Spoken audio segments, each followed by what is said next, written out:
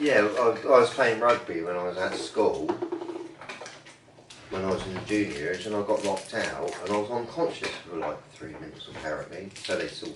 Yeah. You know, and you don't, you know, like you black out. You go, it's like dark, you know, like completely dark for like 3 minutes or so. When you come out of it, and your memories sort of come back in, you know. You know, your memories are not just what you see, it's what you hear as well, you know. Like I can hear if I wanted to, I can remember my nan's voice right now, I can hear it, you know. You know, and it remembers actually voices and smells and touch. Everything. Everything. You know, but you don't realise that, you know. And yeah, so your memory is a very powerful thing. You know. Definitely. Very powerful. It's very magical, I think, as well, you know. It's like, say, you can sort of go back into time right now, you know. Or go forward into the future, you know. So it's some sort of kind of like time machine, you know. Yeah. And I think animals have also got memories as well. But they haven't got an imagination, you see, like we have. They're not so powerful, you know. I don't think, you know, but they've definitely got memories. They can definitely recognise each other's faces, I think, and things like that, you know. Yeah. That's true. But yeah, you know, like, do we, when we leave this planet, do we take our memories with us? You know, like, you know. I don't want to sound pessimistic, but I don't think so. Personally, I don't think we do. You know. Well, I don't know. You know, because I don't think you do. Like, so I know that I've told you before, but I did have like, on my 47th birthday, I had a brain seizure. And I fell to the floor, and I was shaking like a leaf, right? And it was for 10 minutes apparently, and there's 5 people watching me. And they said I was shaking like a leaf, you know. I hadn't had a brain seizure since, right, yeah. And I was biting my tongue as well, whatever. Yeah. You know? And I come out of it, like, I was in it for 3 minutes apparently, and I come out of it, you know, and they said I got up, whatever, or I can't remember that bit, right, but anyway. Yeah. Then I went for another 3 minutes, and I got up, can't remember that bit. And then I went for another 3 minutes, and they said I died and turned blue, whatever, yeah. Yeah. And when I come out of that, I started, you know, like, my memories come back in, you know, and I can remember my hearing even come back in, you know. Yeah. But whilst I was in it, and everybody saw me shaking like a leaf, inside I felt absolutely in peace of mind. Yeah. Right, yeah. I felt I was in the most beautiful place in the world. Right, but I didn't see anyone or see any gods or anything like that, any angels, do you know what I mean? Just felt at peace. Yeah. Yeah. At peace. And I don't know. Yeah. Yeah, it's like all my bad memories went. All my bad things that's happened to me, you know, I just felt happy. And I felt like I was relieved. I felt like I didn't have a body in a funny way, you know, like nothing, you know. Yeah. And then when I come out of it, yeah, after 10 minutes, I felt really happy. Yeah. And I was happy for like a while, you know. I started doing things and getting up. It done something to me. Yeah. I couldn't speak for a while properly, you know, so I had to get my speech back, you know. So, you know, and it's just amazing, really, that you know, there I was shaking like a leaf. Everybody told me that, yeah. Yeah. And inside, I didn't feel that. It's like my brain shut down, and I don't know. It's weird. You know, I don't know. I'm not saying I had a death experience or what, but you know, I just felt like all the way through that 10 minutes, I was conscious, at peace of mind and happy. And I felt like, you know, I don't know whether I was smiling at the time, you know, because I probably wasn't on the outside, but I felt like I was smiling, you know, at that moment, you know. Okay. Yeah. You know, so anyone that might have had kind of experience like that. I've had an experience like that when I told you when I got robbed at gunpoint, you know what I mean, and I got hit over the back of my head. When I blacked out, You know what I mean? After getting hit, that's the last thing I remember. And I remember I blacked out for a few minutes. I don't know how long it was, 5, 10 minutes, something, I don't know, whatever. But when I came to, the same thing happened to me, if you see what I mean, you know? I was trying to recall everything that just happened and remember everything, if you see what I mean. It slowly all comes back to you, Yeah. if you see what I mean. Like, you know, you wake up and you kind of, oh, this is what just happened, and, you know, this is what's going on, and etc. You know. But yeah, that happened to me as well. You know what I mean? When I blacked out, you know what I mean. I thought that was it. If you see what I mean. Did you go black? Went black. Yeah, like, because that's what I'm saying. You know, I got hit so hard I just went black. When I woke up, obviously I was on the floor. You know what I mean? And my head was kind of bleeding. You know what I mean? Mm-hmm. And yeah, you know. But the difference is, when I had blackout, I mean, I've had a couple actually, sort of, where I've gone unconscious, blackout. But the difference was, when I had a brain seizure, that wasn't a blackout. I was awake. Yeah. I was definitely awake. Yeah. Very conscious, you know. Wasn't aware of me shaking like that, though. Not at all. You know, they were sort of panicking on the outside, trying to sort of phone the ambulance, you know. Really panicking. Wondering what to do, you know. Yeah. You know, so. Quite scary. Yeah, well, I think life is pretty scary. I think life's more scary than death, don't you? Yeah, probably. Yeah, I think there's probably quite a few quotes to that effect. I would have thought out there as well. But it is when you think about it, because you're born, alright, and you've got to try to. You got to survive and navigate life. You've got to make sure you don't die, haven't you, every day? Like all of us, you've got to survive and navigate life. You got to watch the holes and walk around the snakes and watch the rocks. You know what I mean? Pay attention to your surroundings and try to keep safe, like you're saying. You know, look after yourself. But I don't think I never ever scared of death. No, I'm not scared of death. Yeah. Like you know, like some people like. They fear it.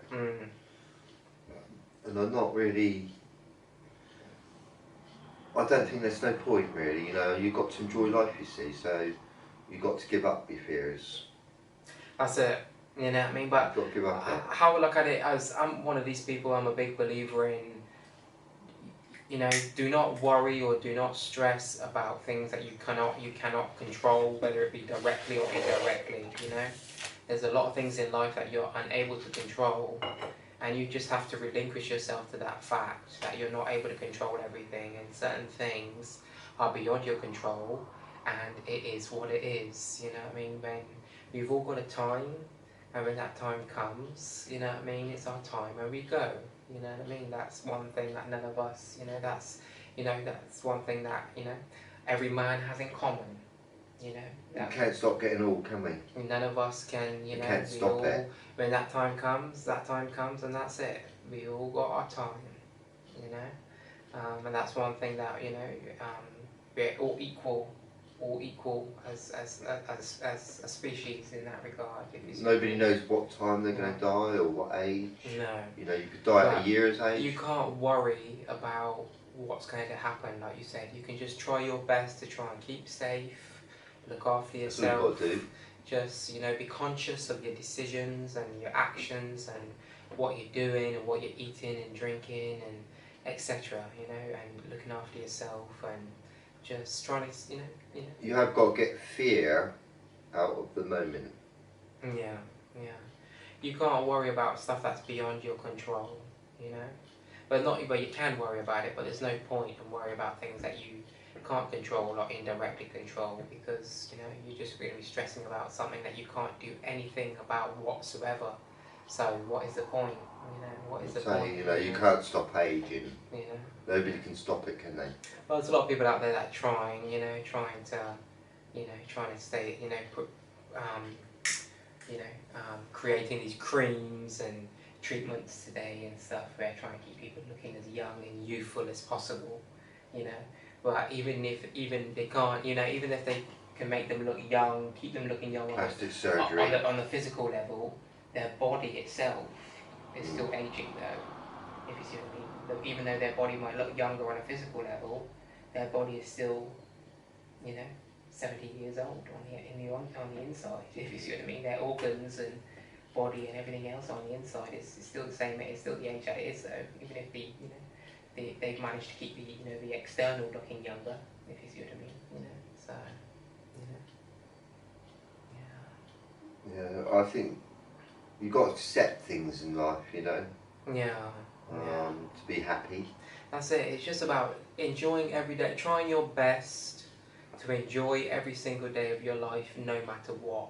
I think that is the best thing, and to try and just try to live your life the best that you possibly can, I know it sounds corny and it's a bit cliche, but like they say, treat people the way that you want to be treated, essentially, do unto others as you would have them do unto you, that old golden rule shit and that, you know what I mean?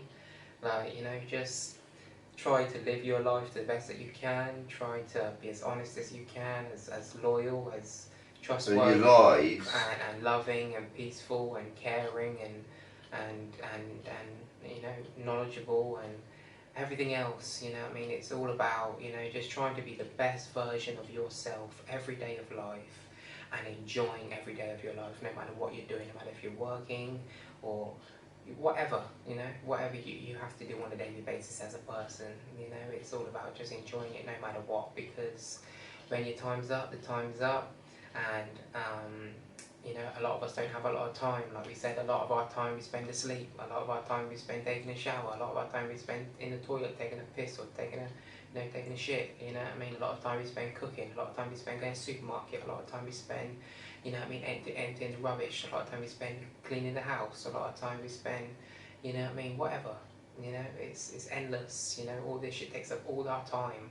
So the small little bit amount of time that you actually have to spend on yourself, outside of all your responsibilities and everything else that you have to do, you have to make that count and enjoy that to the fullest potential, Well, I think that's most people's trouble in life, right, is they really go out looking for someone to love when they should be looking to love themselves. That's it, you've got to love yourself first. Yeah, that's their mistake, you see. They go off all over the world looking for someone to love, right, yeah? Seeking, and sometimes falling in love with women, spending time with them, loving them, and at the end of the day, they won't find happiness, because you've got to love yourself first. Yeah. When you finally found, love yourself, you found it, yeah, and you keep looking after yourself, you'll start feeling better in life, and you found love. You see, you won't need love out there once you found yourself, really, in a kind of way, Yeah. But it is useful, I think Well, I think it's like it's nice if you find somebody with a beautiful imagination, just like yourself, in a way. Yeah, if you find someone that compliments you, and brings out the best version of yourself, brings the best out of you, and tries to uplift you and elevate you as much as possible, and helps you to grow in different area and aspects of your life, and is there for you on many different levels, whether it be emotionally, physically, financially, etc., whatever, it's, So I think, imaginations attract each other quite a lot, Like I say, we can't see each other's imagination, But I think, when two people meet, a girl and a boy, their imaginations attract each other somehow, like magnets, and they're all sort of fascinated by each other at first because they don't know each other, and after 10 years that imagination kind of dies off, they don't, the imagination might be attracted to somebody else's imagination now, do you know what I mean? Yeah, definitely. I think it works a bit like that. I'm not 100% sure, but I think it's all to do, when you're younger, right, and you're single and all that, your imagination's like this a little bit, isn't it, that. Well, the reality is that if you get married at a young age, let's say, yeah, as we all know, yeah, we all change and we all grow and we all evolve the older we get. So you get married at 21, 22, 23 years old, yeah? Or whatever age, yeah? Whatever you get married, let's just say you get married young, yeah? Just for an example.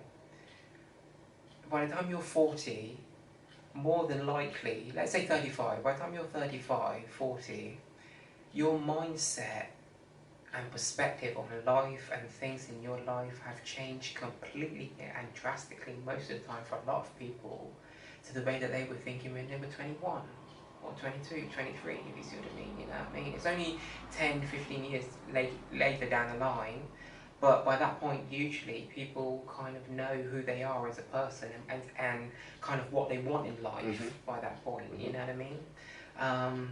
So I think that is just the reality. A lot of the time people just grow apart because people grow. It's just part of the growing process. Sometimes it's just inevitable. People change when they first meet. Let's say they meet at 18, get married at 21, you know, madly in love, together for 10 years, and then get divorced.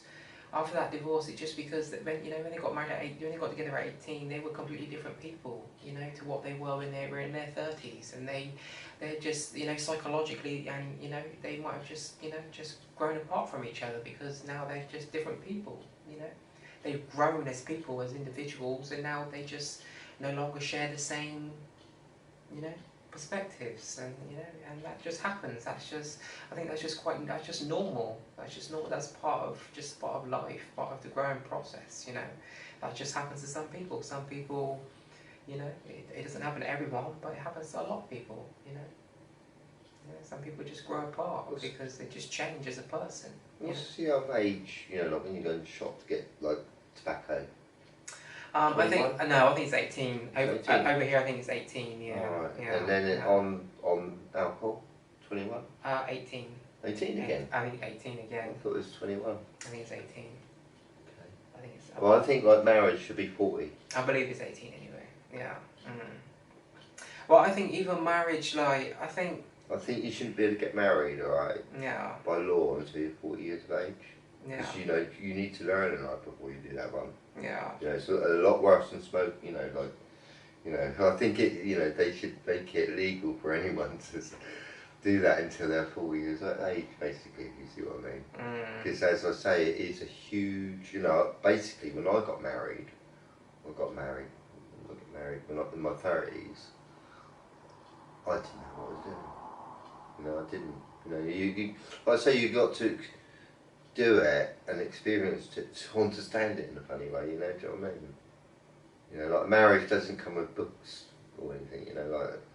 It's like old guidelines. No, and the women that you meet, I mean, every woman, alright, would have a different book as well, and every man would too, do you know what I mean? And it'd be good if we did get married, alright, and, you know, the person that you married come with an instruction book, so you could read it carefully, you know, before you married her, if you see what I mean.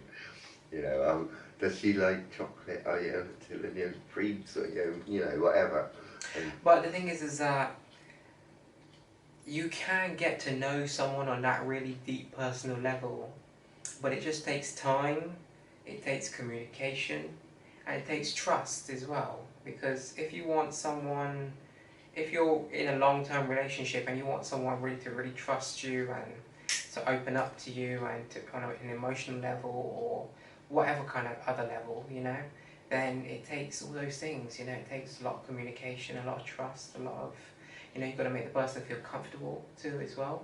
You know, the more comfortable someone feels, the more comfortable I make my wife feel, let's say for example, the more she'll feel that, you know, she can, you know, talk to me and you know, and you know, converse with me and you know, ask for my opinion and my perspective on things, you know, to see if it can help her in any way, you know. So. I must admit, like, in the last 15 years, because she divorced me, right, and, you know, so 15 years ago, it devastated my life, and, you know, I was kind of, I lost everything, homeless, whatever, and I had to start again, if you see what I mean, and it was sort of like, you know, well, get back on my feet, it's hard work, do you know what I mean, really hard for me to do this again, you know, a nightmare in a funny way, you know, a nightmare in my life, but like I say, you know, once you do it, you kind of like, you understand it, Yeah. You know, it's a lesson, that's all. And you know, just like I say, I'm enjoying my life for the first time for a very, very long time actually.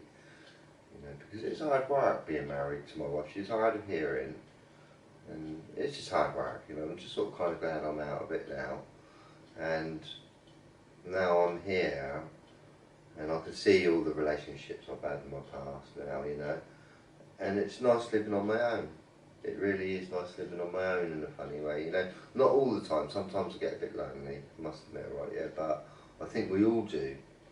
And I think that's another thing we have to overcome, loneliness. You know, we're all lonely in this world, right? And I sometimes don't think, you know, even when I was married, yeah, right, and we used to be like soulmates, me and my ex-wife, whatever, yeah, but on the last year, it kind of felt like loneliness, you know, because she didn't love me anymore. Yeah. You know, we were still sometimes, you know, like in the same bed and things, but it just felt so lonely, really, you know. Because it felt like distant. Yeah, you know, because our love, you know, like I say, she, you know, she had an attraction for somebody else was sudden, so she, you know, she didn't have any energy for me, if you see what I mean. And it felt pretty lonely. You know, even you know, like some people get married to someone and they're stuck with them for life, you know, and they don't even like them. You know, they can't get out of it, whatever, you know. And that's a pretty sad life, if you ask me. You know, some people are actually sort of spending a whole life with somebody that they're not really happy with. You know? At all, yeah. And this is the kind of sometimes world we're living in, you know, that some people get stuck. Or, you know, sometimes when you get married to someone, that person all of a sudden might fall ill. Yeah. And you got to look after that person, you know, for life, you know. So, you know, marriage is a very huge commitment, very big. Yeah, I think people should have a deeper understanding of read a book that big. Yeah, of what marriage entails before they, you know, before they make that commitment, that decision, you know.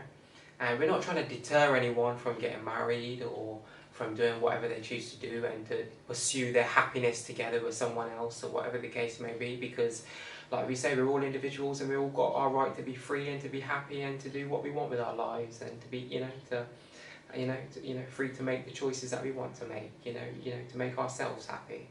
But I think it's just about, you know, just understanding what you're committing yourself to, you know, just understanding that you're making a covenant to someone else. You're like when you say those words for, you know, for better, for worse, for sickness and in health and all those things like you're just saying, you know, about the whole health thing. It's, you know, you've got to understand that it comes with a lot of responsibility. If anything goes wrong or, you know, whatever happens, you know, you've got to be there to support each other and to look after each other and you know, you know, you're basically saying that you're committing yourself to this person for the rest of your life, and you're going to try your best to make them happy and to look after them in every aspect of their lives and to protect them. You know, essentially that's what you're saying. You know, so that's the commitment essentially that you're making to the person, if you see what I mean. You know. So yeah, you know, it's a big undertaking, and I think people need to know the responsibilities that come with that, and you know, just be aware, you know, of what's required, and you know what you need to do to make your marriage be a successful marriage, you know, and you know, learning about compromise and, you know, etc. You know, all the things that are required to, you know, keep each other happy and to support each other and stay strong regardless of whatever happens, the adversities that you both might face together, or, you know, as a couple or individually, you know. So I think for a successful marriage, both of you got to have the same love and attitude and want to make it work. Yeah. You know, like you both want to try your best. Yeah. To make it work, you know. And yeah. I would say if you got a relationship and there's one of them that looks the other way, that's it. You know. Yeah. Loses interest. Yeah. You know, and starts looking at somebody else. Yeah. That's it. Yeah. You know, for you. You know, Well, not always, because there are cases. You can save it, yeah. There are cases where people you can have stepped out on each other, and people, you know, can forgive each other and move on and overcome it, and you know, rekindle their relationship and you know, move past it. You know. Try again. Try again, so to speak. But not always. Sometimes that is just, you know, that's, you know, like that song that Adele sings. It, you know, this is the end. So yeah, you know, it's, you know, it just depends on the individual, you know, and the circumstances as well, you know. So we're all different, you know. We you know, some people can put up with certain things that other people can't, and you know, some people can accept more than others. Some people are more forgiving than others. Some people are, you know. Well, I think like, you know, to learn to forgive people or whatever, or forgive them, you just got to go through a lot of pain, I think, yeah. And you know, come to an understanding that, you know, you don't want that pain anymore, and forgive that person, you know, just, you know, I think I'm a very forgiving person. I mean, I've forgiven my wife, for instance, you know what I mean? She was young. Yeah. And I wasn't perfect myself, do you know what I mean? I used to shout at her and things, do you know what I mean, yeah? So, you know, life, eh? It's a funny thing, life, isn't it? It's a funny game. It is like a game, really, isn't it? Sometimes you think, you know, like we all get dealt a different card, don't we? You know, and different hand in different life. hand, and it's up to you how you play your hand. that, you know. Yeah. I think that's why when I say to people, as you get older, you've got to learn. Well, we'll leave this for another episode, of course. You know what I mean? This is a whole different topic, but you've got to learn about emotional intelligence, because you've got to learn how to respond to different things in your life, you know, in an emotional, mature way as you get older, you know. Because, you know, if you don't respond to certain things in the right way, you get yourself in a lot of trouble, if you see what I mean, in different instances or different circumstances in life, if you see what I mean. So, you know, you have to learn as a human being how to control yourself, and how to be disciplined, and how to, you know, how to react accordingly to certain situations, and, you know, in the right way, you know, in a constructive way. Being good-mannered. Yeah. In life, you know. I think being good-mannered is very important. Yeah. So my stepdad, you know, he's a very well good-mannered man, you know, very polite and kind. And I think I got his, you know, he kind of brought me up, and I've got a little bit of that off of him, you know, and I'm thankful for that. Yeah. You know, manners I think are very important. Definitely. You know, and respect as well. See, personally, I respect life itself, you know. You know, like me, you know, you might laugh at me, but I wouldn't pick a flower. You know, or a leaf off a tree, you know. I let nature do that. You know what I mean? Unless I was going to eat it, you know, if there's an apple on the tree, I'd pick it. Alright, so I'm not, you know, because that's what trees actually grow apples for them to be picked. Yeah, nature provides. You know? Nature provides. Like banana, it's got that shape for us, so we can hold it, you know. Yeah. You know, it's quite peculiar nature in a funny way, that it's like the trees nowhere here. That's what I think. You know, I personally think they got a conscience, alright? Even if, you might laugh at me, right? I know that they ain't got eyes or anything, but I just think they can see through the leaves and that, for light and shadows. Yeah. They don't sort of look around like an eyeball, but they haven't got eyes like ours. Yeah. But they have got some. I do feel like they've got a conscience. Yeah. You know, they are alive. You know, I know it sort of seems a bit funny that, you know, like saying that, because if you chop them up, you won't see a brain in there or anything. But you know, they're alive.